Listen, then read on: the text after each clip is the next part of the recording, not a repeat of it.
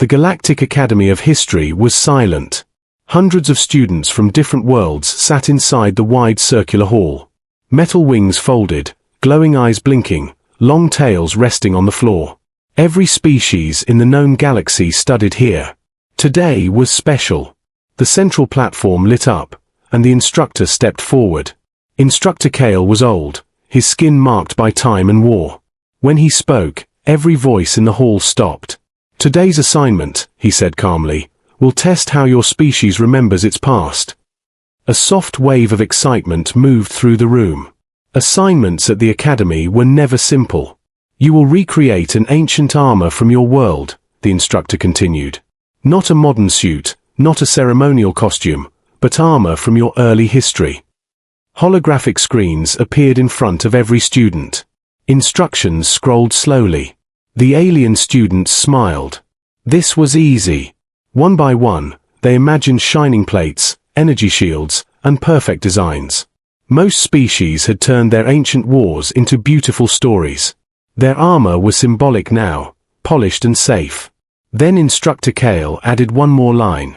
"It must be accurate." That word changed the tone. Accurate meant truth, not beauty. The students began to prepare. Days passed. When presentation day arrived, the hall was full again. The first group stepped forward.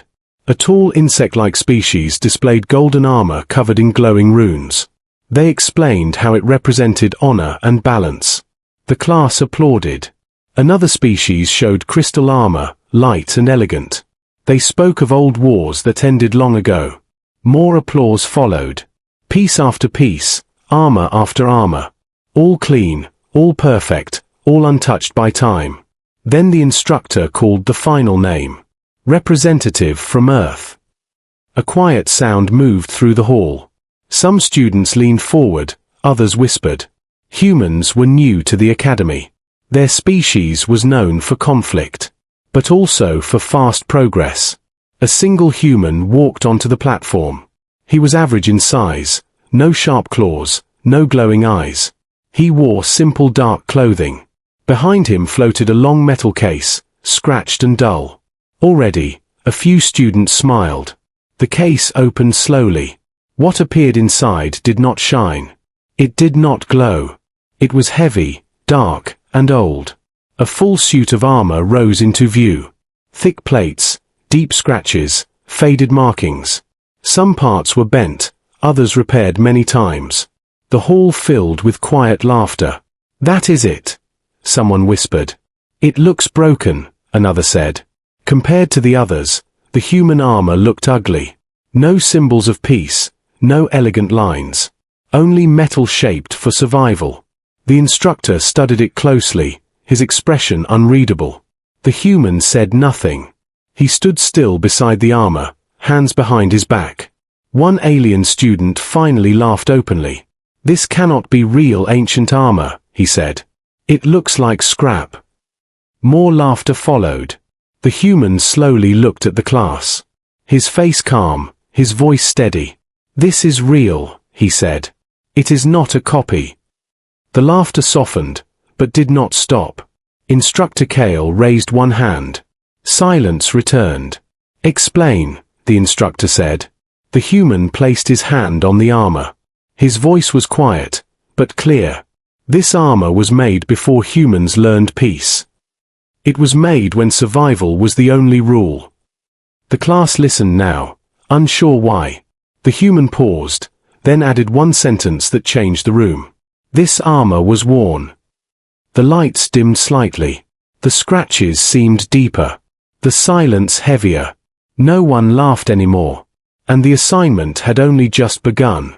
The hall stayed quiet for a few seconds. The words "this armor was worn" hung in the air. Then someone laughed. It started softly, then spread. A few alien students shook their heads. Others clicked their tongues or flashed amused colors. "Worn armor is not special," one student said. "Many species fought wars," said another. The human did not react. He stood beside the armor, calm and still. An alien from a reptile species stepped forward. His scales shined under the lights. He looked at the armor and smiled. "If this is ancient human armor," he said, "then where is the beauty?" A few students agreed. Another voice followed. "Where are the symbols of honor?" More laughter. The armor looked even heavier now. Dark metal, dull edges. Nothing impressive to alien eyes. Instructor Kale watched the room carefully. He did not stop the discussion. This was part of the lesson. The reptile student continued. "Our ancient armor shows balance," he said. "It shows that war was a mistake." He pointed at the human armor. "This only shows violence." Some students nodded. Others laughed again. The human finally spoke. His voice was steady, not angry. "This armor was not made to look good," he said. "It was made to keep someone alive." That answer caused more laughter. "Alive from what?" an alien asked. "There were no energy weapons back then." The human looked at the speaker. "From death," he replied simply. The room grew quieter, but doubt remained. Instructor Kale stepped closer to the armor. He circled it slowly. His eyes traced every mark and repair. "These scratches," the instructor said. "They are deep." The reptile student answered quickly. "Any metal can be damaged over time." The instructor nodded. "Yes," he said. "But damage tells stories." He turned to the human. "How old is this armor?" The human answered without hesitation. "Older than our first spaceflight." A few students reacted with surprise. Others did not believe him. "You expect us to believe this survived that long?" someone asked. The human nodded once. "Yes." Another alien laughed, louder this time. "Humans exaggerate," he said. "They always do." That word spread through the hall. Exaggerate. The human did not argue. Instead, he reached toward the armor.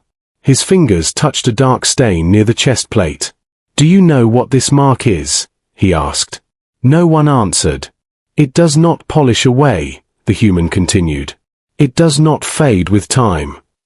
The students leaned forward slightly. Curiosity slowly replaced laughter. The reptile student crossed his arms. "And what is it?" he asked. The human looked at him, then at the class. "It is why this armor matters." The instructor raised a brow. "Explain," he said. The human paused, then asked a question instead. "Do you want to see history?" he said. "Or do you want it cleaned?" The room went silent again.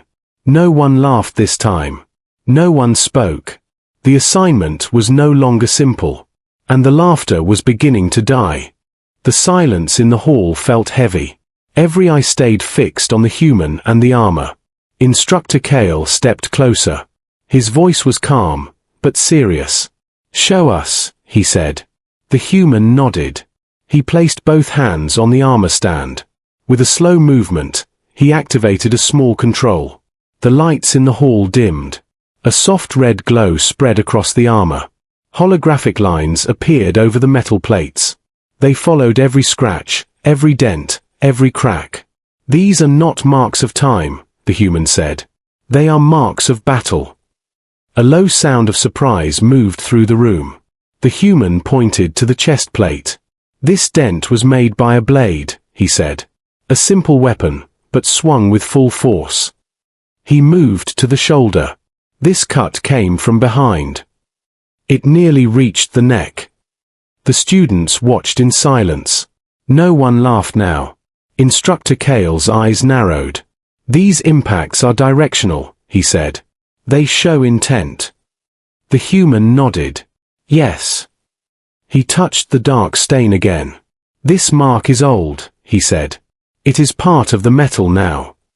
One alien whispered, "Blood." The human did not answer right away. He looked at the class, then spoke slowly. "Yes."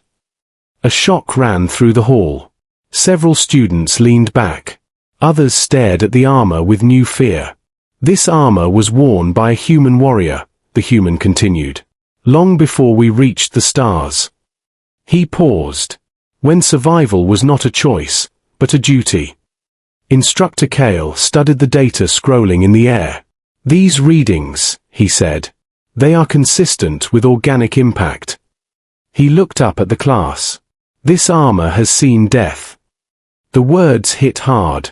Alien students were used to studying war as theory, not as reality. One student finally spoke. Why bring this? She asked. Why not recreate it? The human answered calmly. Because the assignment was to recreate ancient armor, he said. This is ancient armor. The room fell silent again. The human then said the words that froze the hall. This armor was never meant to be clean. He looked at Instructor Kale. Then at the class. It was meant to be used. Instructor Kale nodded slowly. Most species remember war through art, he said. Humans remember it through scars. The human reached for the helmet. He lifted it carefully.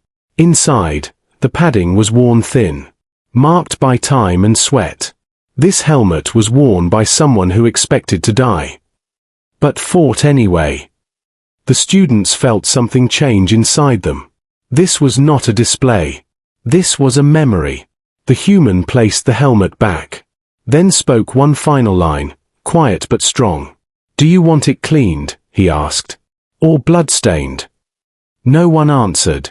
The laughter was gone, replaced by fear, respect, and silence. And for the first time, the galaxy truly began to understand humans. No one spoke. The hall felt smaller now, as if the armor itself filled the space. The instructor gave a silent command. A scanning field moved over the armor. Soft blue light passed through the metal. Data appeared in the air. Lines of numbers, symbols, and warnings. The students watched, unsure of what they were seeing. Instructor Kale's expression changed. His calm face tightened. His voice lowered. These readings are not ceremonial, he said. They show repeated combat exposure. He turned to the class. This armor was repaired many times. Not for display, but to be worn again. A low sound of shock moved through the room. The scan continued. Old energy marks appeared. Primitive weapons, kinetic force, extreme pressure. This armor protected its wearer, the instructor said. Again and again. The human stood quietly. He did not smile. He did not boast. An alien student finally asked, "How did your species survive this?" The human answered without pride.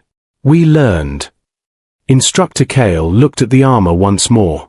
"This is not a symbol of conquest," he said. "This is a record of endurance." The hall remained silent. The instructor turned to the human. "Your assignment," he said slowly, "is accepted." Those words carried weight. Acceptance from the academy was rare. Some alien students lowered their heads. Others stared at the armor with new understanding. One student whispered, "Humans do not forget war." "No," another replied softly. "They remember it differently." The human reached for the armor stand. He adjusted it slightly. Careful, respectful. "This armor belongs to our past," he said. "But it also warns our future." Instructor Kale nodded. "Your species carries its history forward," he said. "Not as decoration, but as a lesson." The scanning field shut down. The lights returned to normal. The room felt changed. What began as an assignment had become a truth. No one laughed anymore. No one questioned the human. The silence spoke louder than words. And in that silence, the galaxy learned something important. Humans do not recreate their ancient armor. They carry it with them. The hall stayed quiet even after the lights returned to normal. No one rushed to speak. No one moved. Instructor Kale stood at the center. His voice broke the silence at last. "This assignment," he said, "was not about armor." The students looked at him, confused. "It was about memory," he continued. "How a species remembers who it was." He turned toward the human. Most civilizations rewrite their past. They remove pain. They polish history until it shines. His eyes moved back to the armor. Humans did not do that. The human remained still, listening. This armor, the instructor said, is not art. It is not a symbol. It is proof. The word echoed through the hall. Proof of survival. A few students shifted in their seats. Some felt uncomfortable. Others felt respect. Instructor Kale raised his voice slightly. So let this be recorded, he said. The human submission is not a recreation. It is original. A soft sound moved through the room. Shock. Acceptance. For the first time, the instructor added, the Academy will archive a living history. The human stepped forward. Just one step. His voice was calm. This armor was worn by someone with a name, he said. Someone with fear. Someone who did not want to die. He paused. But they wore it anyway. The students listened closely now. No laughter. No doubt. Humans fought so their children would not have to. But we remember. So we do not repeat. Instructor Kale nodded slowly. This is the lesson, he said. He looked around the hall. At every species. War is not glorious. But survival is. The human carefully closed the metal case. The armor disappeared from view. But its presence stayed. As he turned to leave the platform, the students did something unexpected. They stood. One by one. Different species. Different worlds. Not in celebration. But in respect. The human paused. He did not bow. He did not smile. He simply nodded once. As he walked away, Instructor Kale spoke the final words of the session. Class dismissed. But no one moved right away. Because they understood something new. Humans do not erase their past. They carry it. Not to threaten the galaxy. But to remind it. That peace is built on memory. And survival always has a cost.